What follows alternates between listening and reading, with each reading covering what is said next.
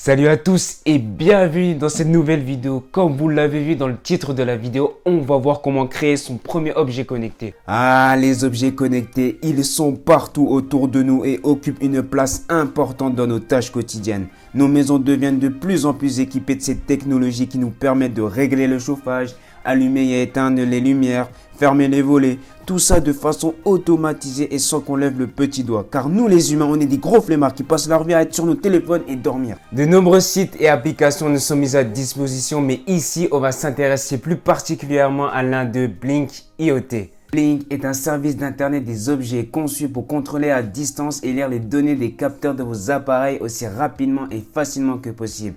C'est une application gratuite avec possibilité de souscrire chaque mois à des plans payants qui vous permettront d'avoir plus de fonctionnalités et moins de limites dans vos conceptions.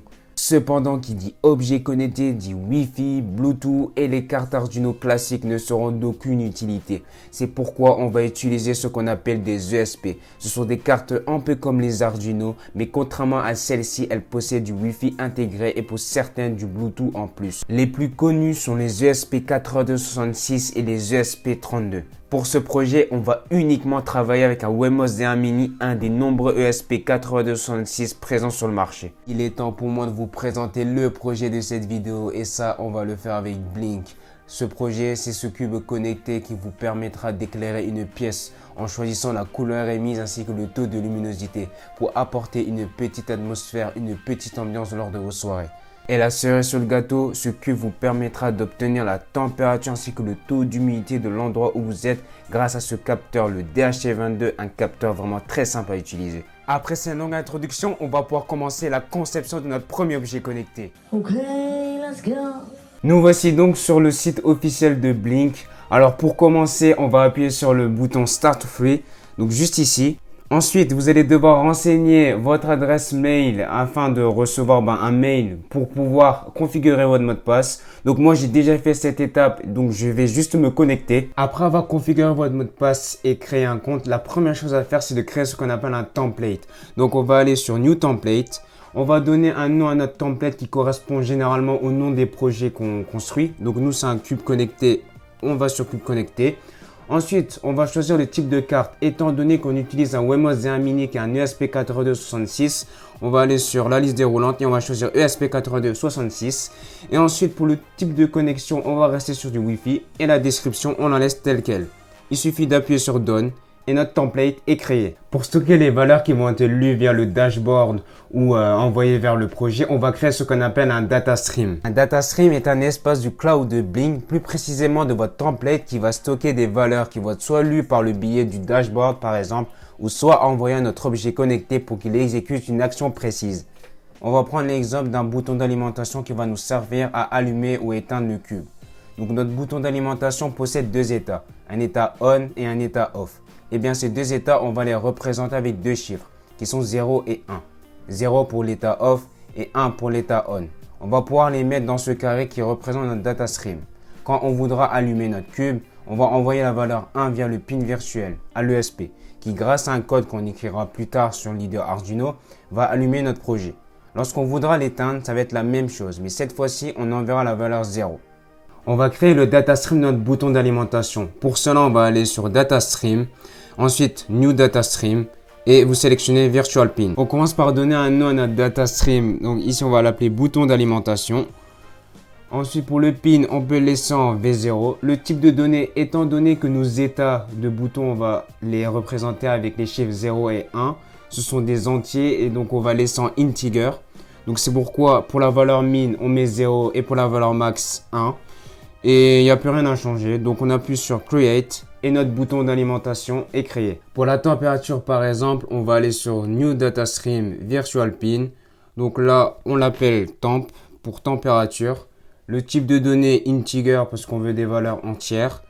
Et on va aller ici sur le max et on va mettre 100 pour avoir des valeurs de température comprises entre 0 et 100 degrés. On se retrouve juste après que j'ai configuré les data streams nécessaires au projet.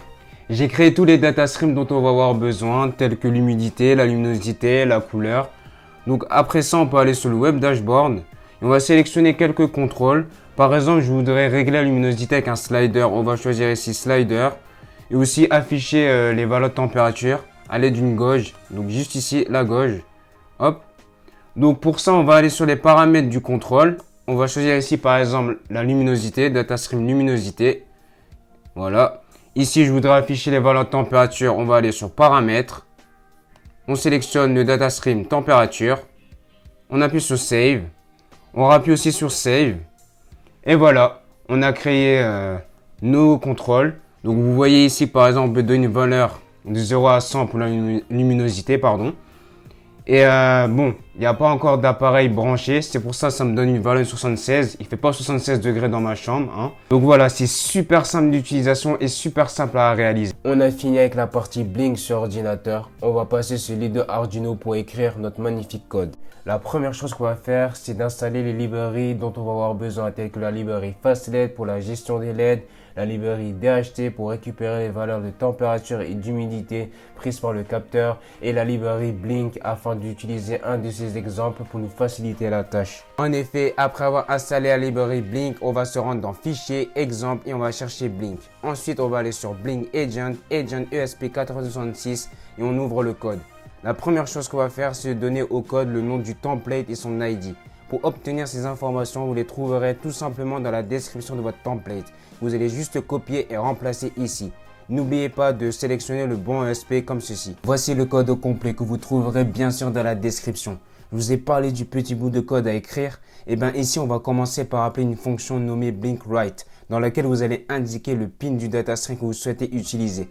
On récupère la valeur donnée à travers le datastream avec la fonction paramètre_as_int. Pourquoi paramètre_as_int? Car le type de données qui compose le datastream sont des entiers. Donc si c'est des chaînes de caractères, ce sera paramètre_as_string. Si c'est les deux types, ce sera paramètre_as_double. Pour envoyer les valeurs au dashboard, on va utiliser la fonction blink.virtualWrite dans laquelle on va indiquer le pin du datastream et la variable qu'on souhaite lire. Généralement, on met tout ça dans une fonction qu'on va appeler à intervalles réguliers pour ne pas spammer le serveur. Normalement, tout est bon. Il suffit de les téléverser et on passe à la suite.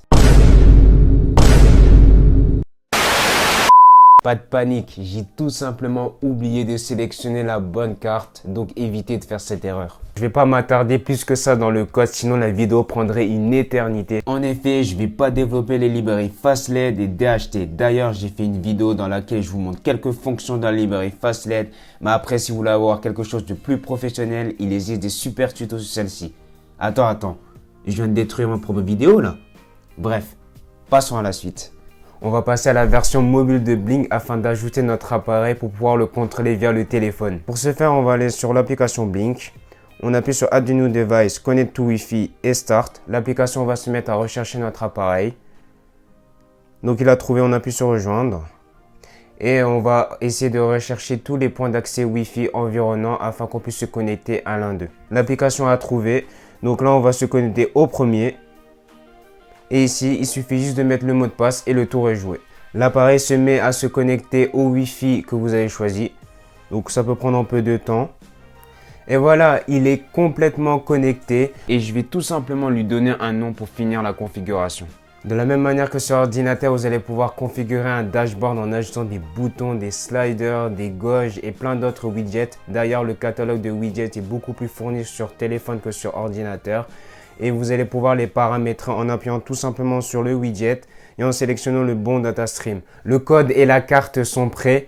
Il est temps de passer à l'assemblage de notre cube. Pour cette partie, on va parler de quelque chose de super important qui est l'alimentation. Pour cela, j'ai décidé de le faire sur batterie, notamment en utilisant une batterie lithium-ion. D'ailleurs, j'ai utilisé ce module de rechargement, le TP4056, sur lequel j'ai soudé un support de batterie.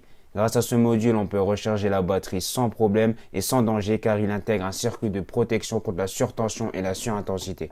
Ensuite, il a fallu concevoir notre cube et tout ça, on va le faire sur Fusion 360. Le cube se compose de 4 éléments, à savoir le diffuseur, la plateforme sur laquelle on collera les LED et 2 boîtiers dont l'un contiendra toute l'électronique. On imprime tout ça et on passe à la construction du cube.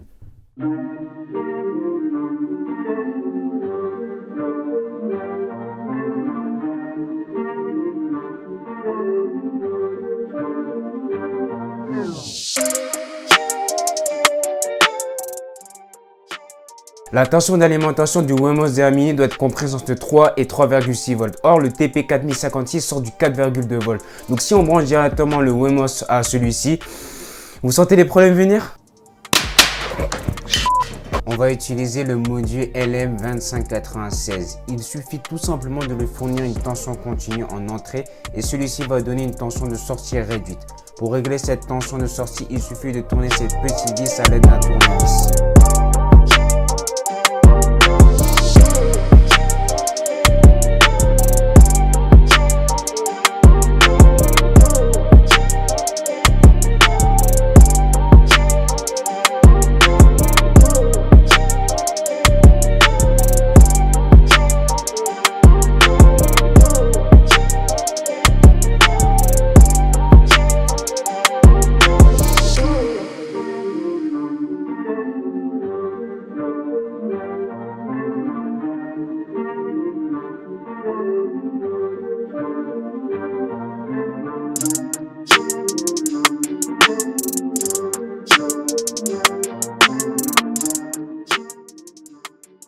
J'ai fini tout le câblage et les soudures. Donc comme on le voit, il y a un câble de management dégueulasse. Donc là, il me suffit de fixer ça ici, de mettre le boîtier et on aura fini.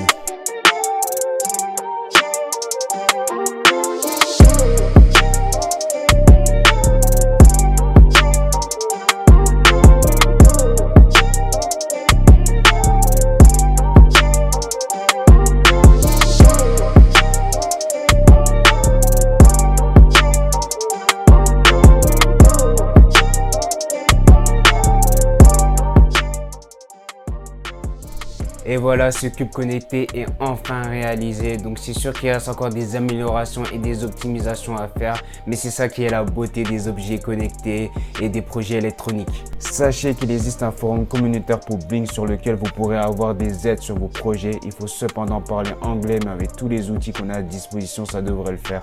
En effet, je me suis doté de mon succulent niveau en anglais afin de pouvoir poser des questions et avoir des réponses pour pouvoir réaliser mon projet convenablement.